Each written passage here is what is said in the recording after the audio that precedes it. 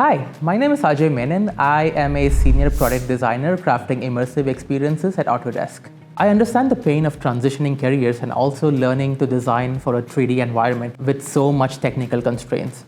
And I feel that I have learned many lessons over the years and I would like to pass it on to my fellow future XR designers. This is exactly what this course is about. The main target group of this course are UI UX designers or product designers in their early careers up to 5 or 6 years of experience, or 3D and interaction designers up to 5 years of experience again, or similar design professionals who have a basic understanding of what 3D design is all about.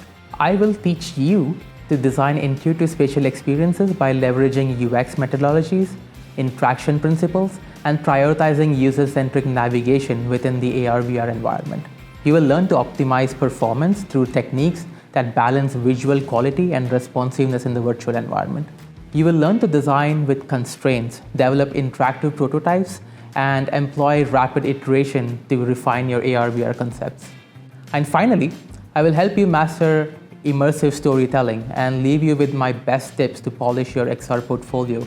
We will be using Unity game engine and Figma throughout the course to understand how to design for immersive solutions. I will also demonstrate a few spatial prototyping tools like ShapesXR and Bezier, which helps to quickly iterate and user test XR concepts. There would be a total of 8 case studies, 8 demos, and 3 workshops spread across the course. Our case studies are carefully curated to support our course topics by giving you a breakdown of relevant XR experiences that exist in the market today.